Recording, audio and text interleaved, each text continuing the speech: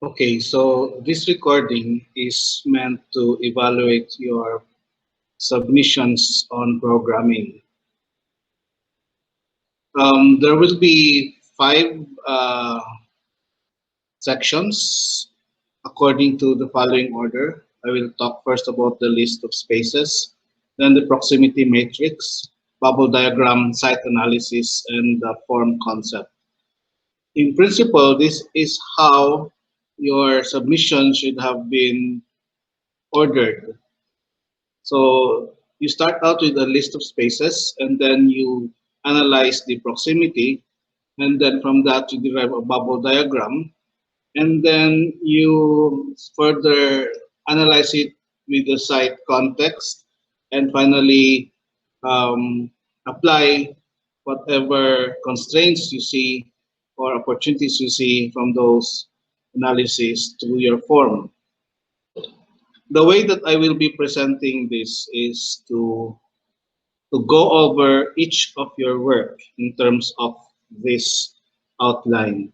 So I have to go through each one of you, and then I will make a comment. Um, and then also, you will see at the bottom right a circle with color, a corresponding color. When it's blue, it means that I find that the work is proficient. If it's green, I find it is good enough, or if it is yellow, then it is acceptable. There are mistakes, but they're acceptable. And then if it's orange, it's a it needs a lot of improvement. And then if it's red, then it's a poor quality or poor submission. When I talk about the list of spaces, the process should have been to start off with the users. You identify the users, and then you analyze their movements. Okay, so for example, one user could be the father, or you can also group them according to, say, parents and children, or you can, since there are a few, you can take them out individually or consider them individually. So for the father, the moment he arrives or he wakes up, the moment he wakes up until so his typical day, the moment he wakes up until he goes back from work, comes back from work. And with this list of spaces, you sort of make a flow chart or a diagram, and beside each movement, each activity, you write down the spaces that will be needed for that activity. And so you do that for all the rest of the members of the family. And finally, you compile everything so that there are common spaces um, used by all the members. And so you come up with the final list. And then you can also indicate there the number of people who will be using the space. Um, it would be good if you will have an exercise on this, if you were given an exercise on this. But since there was no time for it, the one organizing the course did not include it. So you might as well apply it in your plate, either now or next semester, and hopefully you get to apply it also in your thesis and hopefully in your professional work. That is why, for example, uh, this listing does not mean anything, okay? Because you're supposed to show me how you analyzed all the data that you are showing me or that you received. So that's why I gave this a, uh, that's why for me, I think this submission needs improvement. This is considered acceptable because at least there is also uh, the furniture and space, upper space are included. This is the same. I find this acceptable, although again, uh, it's far from the ideal. Now, this one would have been a good example, except that in the column for orientation, what is placed is landscape and portrait. So it's like this is a piece of paper. So why? No, why landscape? Why portrait? So that's the only thing that's impeding this. No? Although the analysis on the activity flow is, will, I'm sure not, well, none of you were able to do that, but here the result would have been, when tabulated, would have looked like this. So you will see, for example, the number of person in each space that we'll be using, what activities are done here, then what could be a good size based on your last research. And then the orientation, where should it be located, where should it be facing, like that. And this other column is, well, the equipment needed. Okay.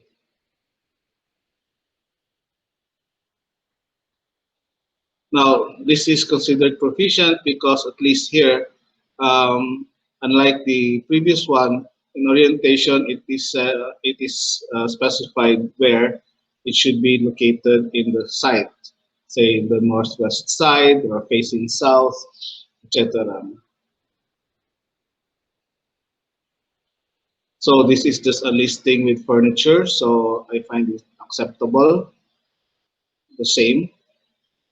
And here, it's the same, a listing with furniture. And then again, one of the commendable submissions. Everything is here. Um, this one is just a listing of the spaces like the first one. So I find that this requires more study. Um, Although probably there's a zoning applied here, but even that zoning is not clear. So I think there's level 1, level 2, level 3. I guess that means there's already a zoning in terms of levels, but still only the spaces are listed.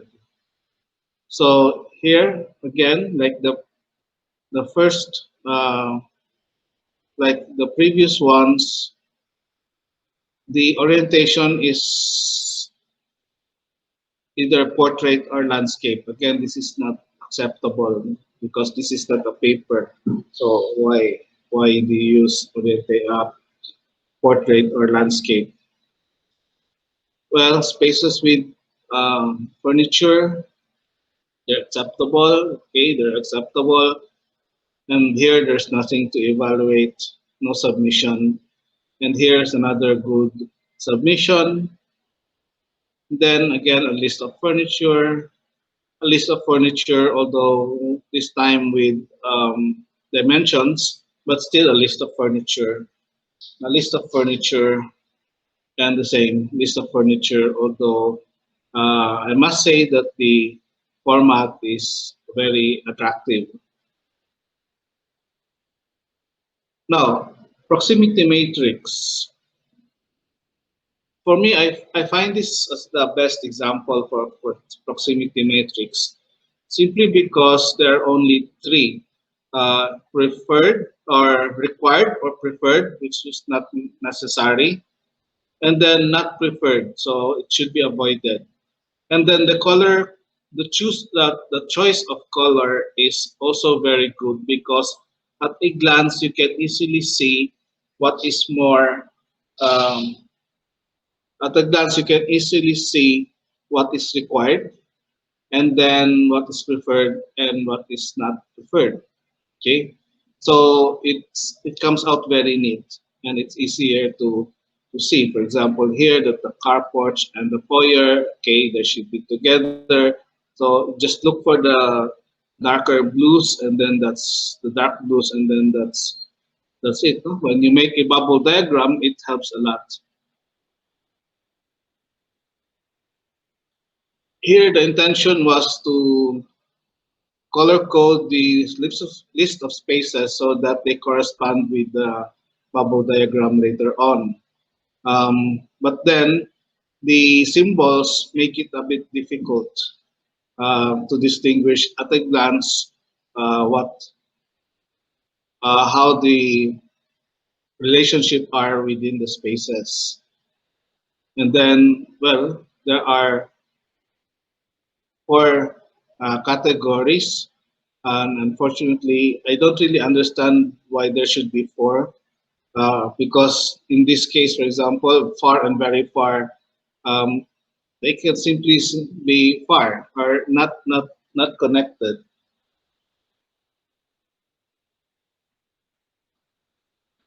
Here, there are no proximity matrix to evaluate. Um, the reason why I don't see this proficient is the choice of color. In fact, the nearby and not adjacent is almost looks the same. Okay, so there should be a stark contrast between the colors. So in this one, what I did not like about how this is presented is that the most prominent color is black and it's supposed to be not related. So what should be more prominent is the adjacent because that's what we're really aiming for. So your eye would gravitate towards the black instead of the blue because the black is more pronounced.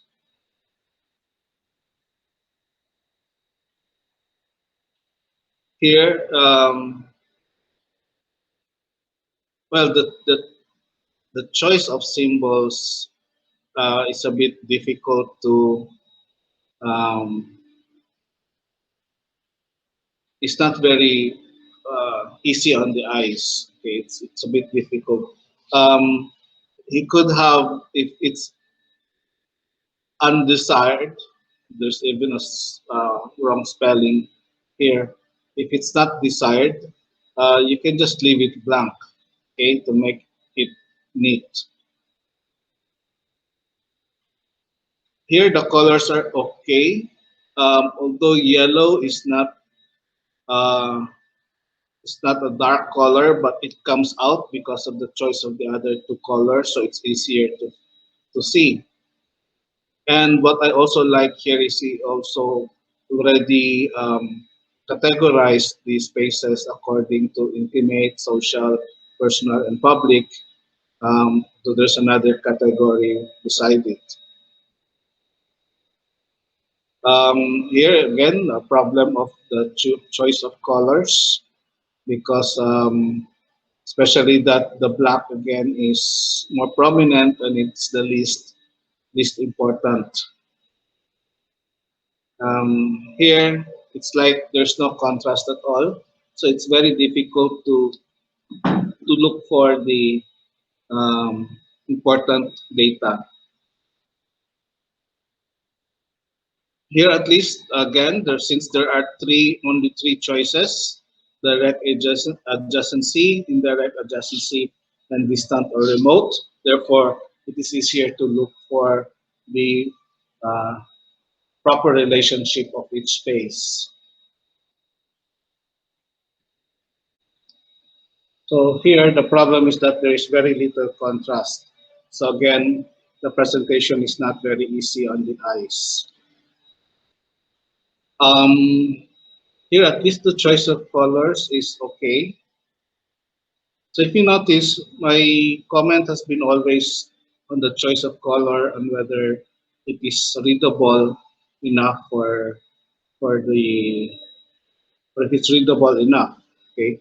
I did not bother to really check the proximity because in this exercise we're supposed to be this is supposed to be an exercise on communicating through drawings or through graphs and charts through visual so basically visual communication. So if you fail on that, then whether or not the information is correct it would not matter anymore because your presentation is simply not understood. So even before you communicate something correct, so you should be able to reach out to your viewer. Okay, so right now the viewer is me. I'm an architect, and yet I have difficulty going over your work.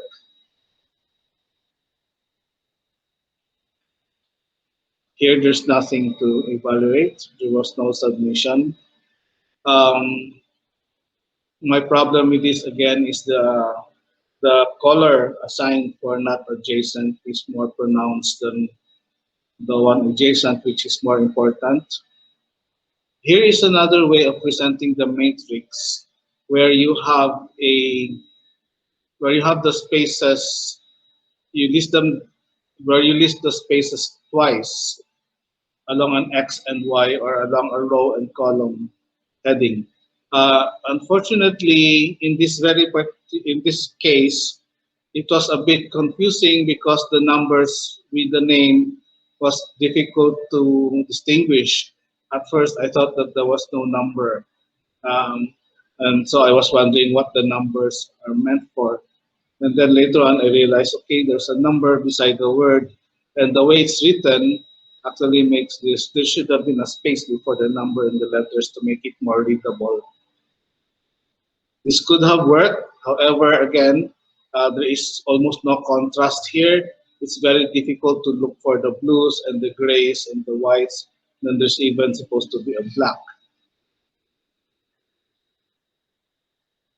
Well, this one, well, it needs a lot of improvement also because the secondary adjacency is more pronounced than the primary. Um, well, we encountered this again. But then it's even worse because it is even more difficult to distinguish. Although there are only three choices, not close, close, and not necessary, so not necessary could have easily been blank. Okay, um, and yet here, if you notice, not necessary as all the spaces that corresponds to itself. So there's only the close and not close. Therefore, um, the not close could have been just blank if since the spaces corresponding to itself is actually just x.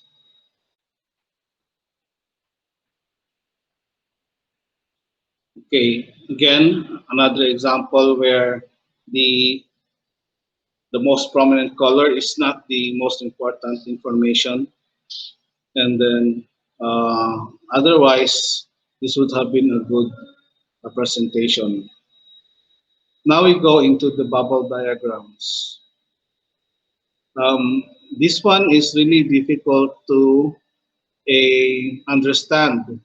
Um, it took a while for me to realize that there are two types of lines, a blue solid line and then a red hidden line with arrows at both ends. Okay, so it should not take some time. No? By one glance, one should be able to immediately understand that there's a connection here or what. And then you should be able to know how to start analyzing, like where is the entrance. So in this case, we don't know, so we look for the foyer. So I found the foyer here. It is beside the car porch and then the powder room, also connected to the living area. And then the living area is connected to the terrace. And then that's it. No? I would expect it to have a direct connection with the dining area. But here, I don't even know what these lines mean because there's no legend. Okay, so the dining area with the kitchen, dirty kitchen, is understandable. From the terrace, is the mas is connected to the master's bedroom. So does this mean that to go to the terrace you have to? I mean to go to the master's bedroom you have to go through the terrace, um, and then you have here the rest are actually not important anymore because somehow there's already something wrong with the connection. So perhaps this should be referred back to the proximity matrix. Okay, so here, um, although it's a good thing, probably the intention is good to have each space to designate each space with a color. Um, the total effect is a bit uh, loud. Okay, so it's like too much visual noise. Um, it would have been okay if the colors meant certain groupings, but it's not. Okay, so therefore, it does not really make sense why they have to be colored this way. At least the lines are more distinct. It says it must be near, but then the problem is the second category is should be near. So what's the difference about being must be near and should be near? Okay, and then far and very far. So if it's far, so it's far. So it doesn't have to be. Don't have to include a very far. Okay, so there's something wrong with the categorization here. Um, and then if we look at again, we don't know where to start, so the foyer. So it would have been good to start with an arrow pointing to the foyer, referring to the entrance. And then the foyer is, I think, must be near the stairs and the garden and the car porch. It is not near the living room. In fact, I could not see the living room. No, the living room is right after dining room. So again, there's something wrong. Normally, from the foyer, we go first to the living and then the dining. And then there is okay, there is the problem of the guest room being placed together with the private areas of the house, the bedrooms, the rest of the bedrooms. So the guest room is actually should be located in a public area because in most cases they are not related. The guest is not related to the family, and not most cases, no, but there are instances when the guest is not related to the family. Therefore, they should be kept away from the more private areas of the house. This diagram is actually very small one, but I had to enlarge it because I cannot read anything. And then the student used stairs, so it looks like a snake and ladder game, which is uh, which makes it difficult to understand. Okay, and then um, some shapes are square and some are grouped. So this is basement level and then top level, and then I don't know about this. Um, so it's difficult. So it could have been more simple. And then the idea here is that you're supposed to present this to your client to convince your client that you did the analysis here and then this is how it is. So the client should also be able to understand your work. And so he should be able to, to read and to read everything. I was not able to read this, that's why I have to enlarge it.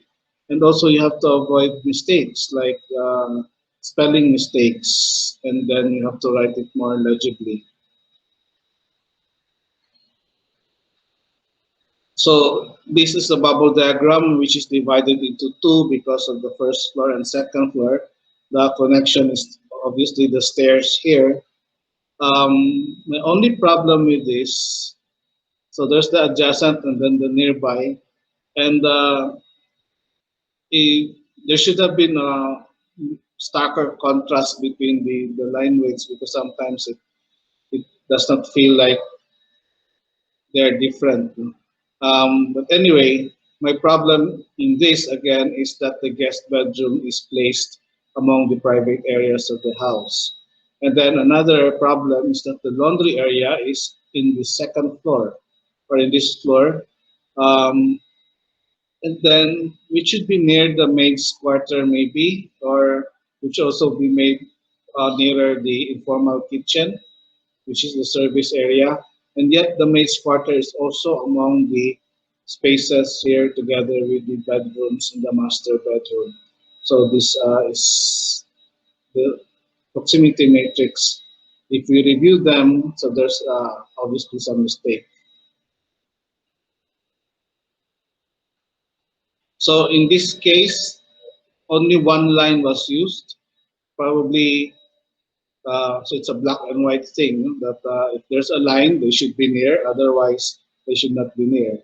From the foyer, you go to the living, then the dining or the terrace, and then so you approach the master's bedroom through the terrace, it seems, and then um, so there's something wrong because from the master's bedroom you connect with the bedroom A and then the bedroom B. Um, Although this is correct that the guest room is near the living room and then the powder room. Okay. Um, this presentation at first glance looks like a comic strip. Okay, so it's a it's an analysis in terms of relationship between the spaces. So the sun is not necessary here, and then so it's like this analysis should be on the site maybe or presented in some other ways. Okay, so I find that this should have been more. Uh, it should be it should be improved. Now this is a simple bubble diagram. Although the only problem I have here is that the entry point should be indicated so that we know where to start. So we look for the foyer and we find it here. And it's connected to the carport, the garden, and the living area as well as the powder room. And the living area is connected to the master's bedroom and the kitchen, and the dining room, I'm sorry, the dining room. And then the master's bedroom and the dining area, all they have their own terrace. And so everything else is seems to be in order, except that I do not see the guest bedroom and also the other bedrooms. Now this one, although the spaces look like bubbles, literally, it's difficult to know the relationship because the arrows are very small. But it looks like this is already a floor plan. The problem that I have here is that the spaces are very difficult to read. Okay, not only because of the choice of color, it's because they're slanted and they're very small. So here is a good example where the spaces are colored to show certain grouping. The utilities are the yellow, the pink are the more personal, and social is the green. So I would have preferred a more contrasting color than the orange and then the pink because here they almost look like the same. But then the lines, there are only two, so it's not very difficult to follow. Again, you start off with an entry, so it's easier now to know where you are going to start. And then from the foyer, you go to the powder room, and then the living area, and then the carport. Um, I just found it strange that there is a direct connection to the kitchen from the foyer, although it's not also bad. And from the living area, there's a connection to the kitchen, and then the dining area, and then the terrace. Again, the connection between the living area and the kitchen is also not very common.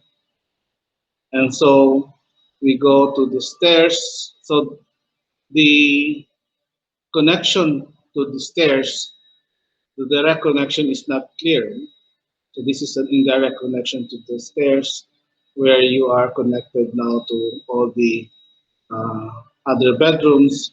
The only problem here is that the guest room again is uh, placed in this zone, which should be private. So this should be part of this green zone here.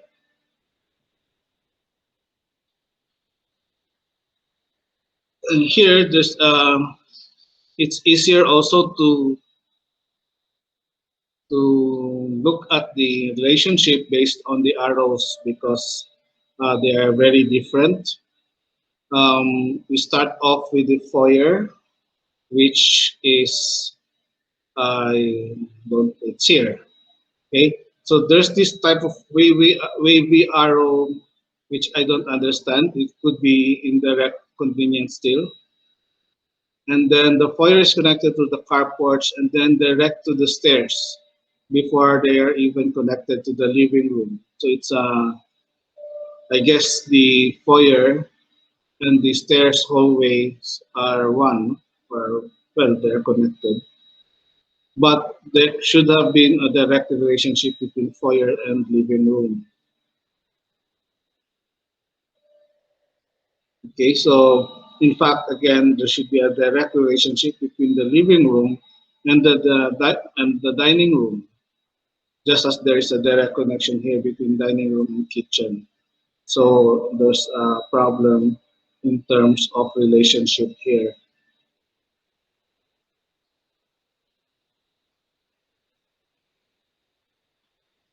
So my main problem with this is that there are like two types of relationship or symbols, and yet it is very difficult to distinguish here because they are all lines. And one line is just like rectangular, the other one forms a diamond. So you have to keep on staring at the drawing to finally get it. Uh, okay, the guest bedroom again is zoned with the rest of the private parts of the house, private areas, which is not very ideal.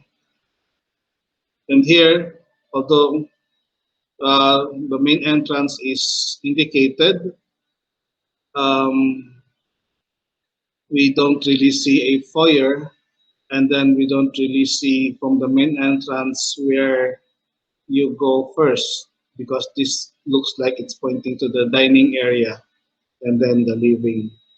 And then this part here, which is an outdoor ramp, it doesn't have to look like this.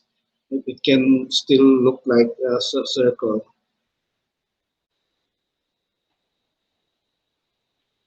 So in this example, um, the spaces are colored, but they don't really represent. Um, it's not clear whether they represent something, and it takes time for us to look for the start, which is the foyer, the entrance. So it's here. It's connected to the terrace, the carport, the stairs, and the powder room, and also the living room. And then the living room is connected to the master's bedroom, dining, and the laundry area. So I find this strange. And then it's connected to the stairs, and the stairs connects you to the bedrooms. But again, there's the problem where the guest room is counted among the private areas of the house, along with the bedrooms, and it's the master's bedroom which is located in the public area of the house. So here we don't have a legend that explains what the thick arrows and the thin arrows are. Um, And then there's also no legend to tell us what the colors represent. So it looks like the golden yellow is more private, public, and then the light blue ones are more private. Okay, and then service maybe for the. But the thing is, you don't make your client guess. Okay, you just tell them directly. Uh, Connection with the living and the kitchen is unusual. And here you're connecting the living to the masters and even to the foyer. Maybe that's okay, but it's not like the guests. No, the guest should be connected. The guest room should be connected to the foyer and the living room. Uh,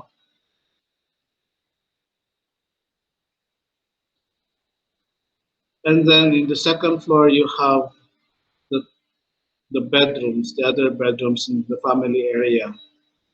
Okay, so I just find it strange that the um, master's bedroom is located downstairs, and probably because uh, the couple, the owners of the house, are already old, so to minimize going up and down the stairs. Okay?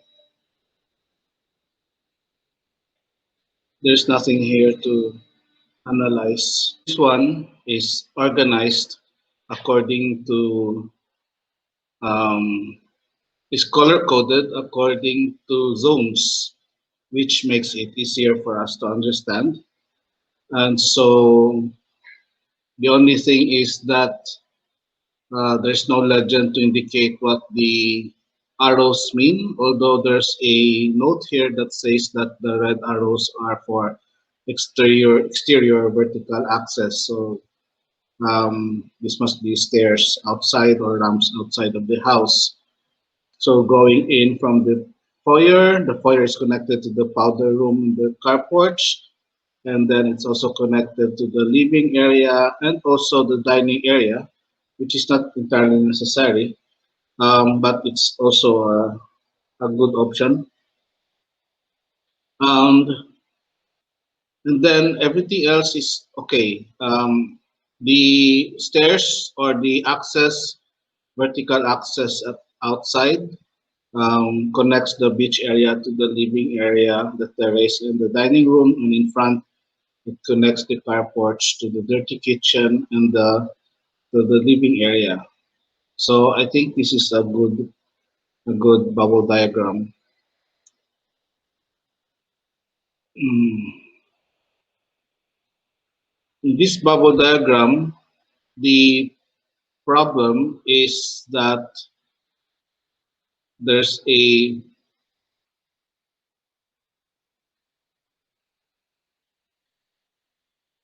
so in this bubble diagram, there's a third item here, which is the view, and which is actually um, not represented in the diagram itself.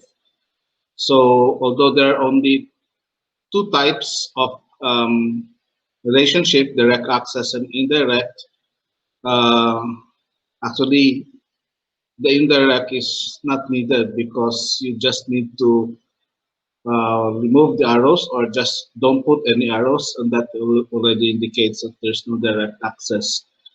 My only problem with this again is that instead of the guest room being connected to the public areas of the house, it's the master room, which is master bedroom, which is downstairs, and then the guest room is connected in the more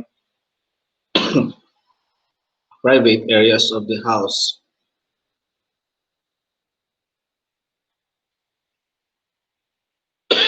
Sorry.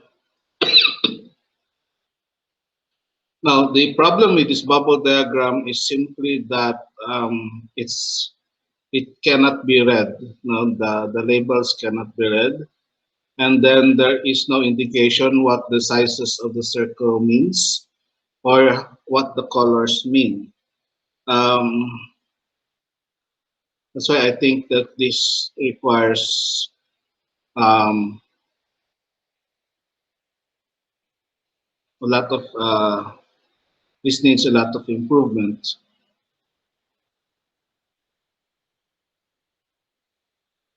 So this bubble diagram is a little cramped, okay, unlike the others, but there is no legend to indicate what the arrows mean because there are arrows which are um, hidden line, made of hidden line and made of solid lines. And then, in fact, it's difficult to distinguish between the two, although there's an effort to put color on the arrow so that the hidden lines can be seen, but it's not working. Okay, from the entry going to the foyer, and then the foyer is connected to the living room, dining room, and the garden, and then the master bedroom is still downstairs, and also again the guest room is in upstairs together with the other bedrooms in the private parts of the house. So again, this is something which is very common among all the bubble diagrams that we saw so far. And I'm wondering why that is. Maybe in in their own houses, in your own houses, that is the arrangement. But um, as an architect, I do not think that it is ideal, simply because um, the guest does not need to be related to the family. So if they penetrate the interior, the private areas of the house, so that's a lot of problem in terms of privacy. This bubble diagram is very difficult because there's no indication on the connection. There are just the grouping according to colors. Okay, so I think this one needs a lot of improvement.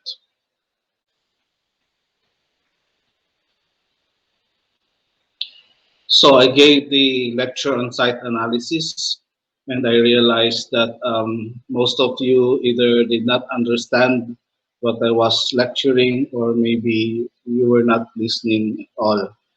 Okay, what we're seeing now is a what I call a site inventory. It it indicates all the possible elements that may affect the design of the house, but it does not really explain how these elements actually affect the house. So I would have wanted to give a lower score, like this type of analysis needs improvement. But then I decided that I can be more generous, especially because there are efforts to make it more presentable. So the same applies to this one, and even this one, and the same with this one, and also this one. So they all differ only in presentation, but basically they're not telling us anything about analysis, only an inventory. Okay, um, this one. Now this is a presentation that I would have wanted to see when it comes to site analysis, because to cramp all the elements in one drawing sometimes it looks too busy. It's very difficult to read. So you can assign a different sheet for each element, like for the wind, for the sun, for the slope, etc. The only thing is, this one that we're seeing now is still an inventory. So there could have been uh, some notes here telling us how, for example, the views affect the design. Like this would be the best place to put whatever spaces because of the view, or there should be something here because of the noise, etc. Um, this one already incorporated a site development plan. So it's like the next step after the analysis already. So we're looking for what is in between that. So this would have been a good inventory here on the left side, and the analysis should have been on the right side. Now, this is one of the exemptions because the analysis is really written here. For example, privacy issues from national highway may pose security. This requires a gate or security wall. So you have to put a gate or security wall. There's a possible flooding in the terrain. This one requires a buffer, so you have to put something else because of the noise. Um, Here, there should be a provision of proper access to the beach to accommodate the physically disabled, and then views towards beach should be maximized. So the drawing is telling us, telling the designer and telling also the client that the reason why some spaces are placed here is because of these elements. My only comment on this, why it is evaluated as good only, is that normally a map should be oriented towards the north, straight north. So this one is tilted so that the drawing is parallel to the road, or the road is parallel to the orientation. Okay, so but a proper way of drawing the site analysis and site depth, etc., is where the north is actually pointing up. Okay, this might look like there's a lot of notations here, but actually the notations are just descriptions of the elements. So in the end, this one is still an inventory. So this one is again still an inventory, and it is actually rotated so that the north is pointing down towards the east. And I don't really know what the plus and minus signs mean here. There's no indication what they are.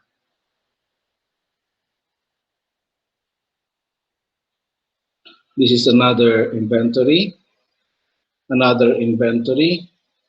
nothing to evaluate there.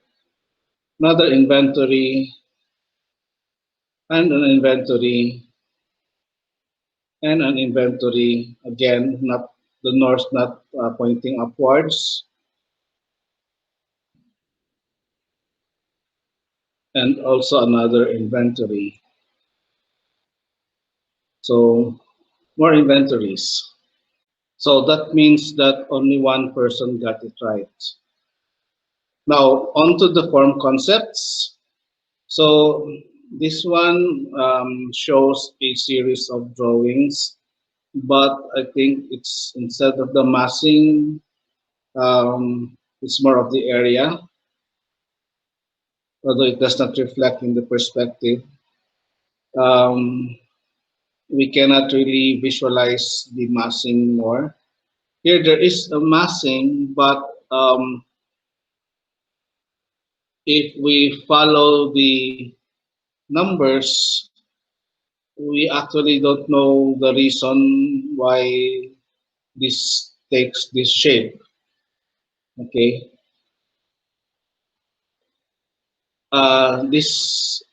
requires a lot of improvement, although it's tells us a good. Uh, this could almost be a supplementary drawing for the site analysis. But I considered it probably the student's version for the concept, but I'm not sure. So here again, a generation of the form from a rectangular block. But all this is saying is that you're just cutting here, cutting there, extruding there. But the important thing is why? Why are you doing this? Why are you cutting here, not the other side? Why are you extruding there, not on the other side? And then in the end, why did you use all these elements? So there's nothing. This would have been good. In fact, I evaluated it as good. Had it would have been proficient if it starts from here because of the contour. Therefore, you have this type of massing and then you add another mass, and then it becomes like this. Okay, so at least there is an effort, because one thing about the contour, the form in generating. One thing about generating forms in architecture, it's different when you're generating form for the sake of generating a form. Okay, maybe in design one you're asked to generate a form, but you're trying to envision the object to be floating in space, or maybe not to be anchored in either the horizontal plane or the vertical plane, or to be anchored by the ceiling. But in architecture, the house, the structure, the building is always anchored in relation to the horizontal, the ground. Okay, a lot of the architects or famous who theorize about this would even call it uh,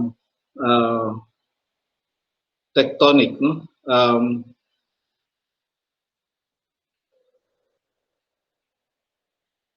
Would differentiate from a building that is really hugging the ground, or those which are floating on stilts, or those that are all frames.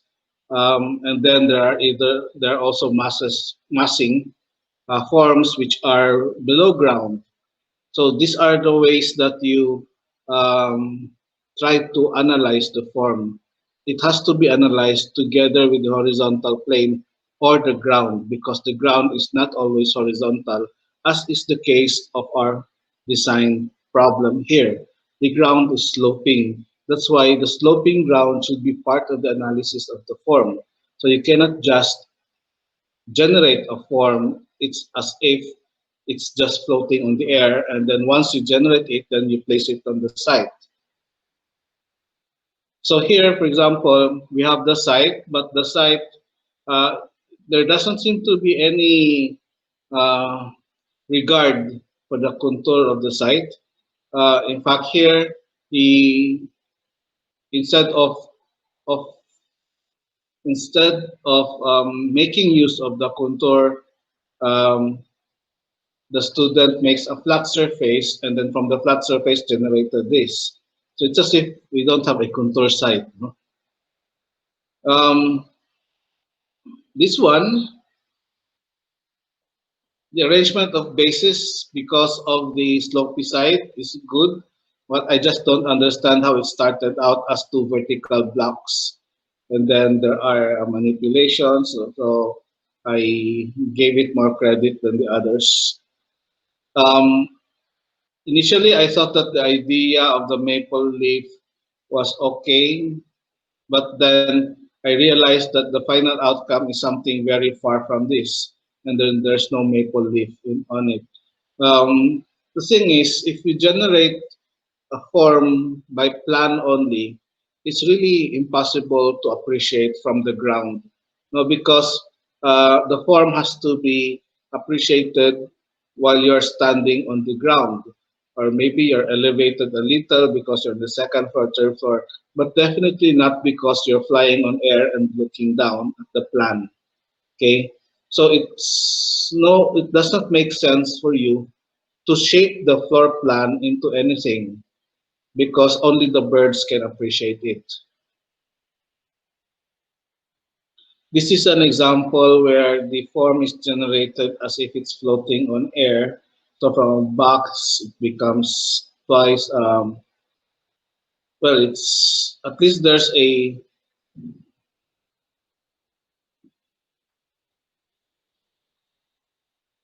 reason for removing this part and this part because of the trees, and then why they put the railings, etc. But then after doing all of that, you place it on the site as if the site is flat. Okay, but then again, the site is not flat. Okay, so this one, um, rearrange accordingly, says number two, and he could have said why. Rearrange it to accommodate the slope, and then I don't know, merge subtracted. So it lacks that very small detail. And this is another one. Um,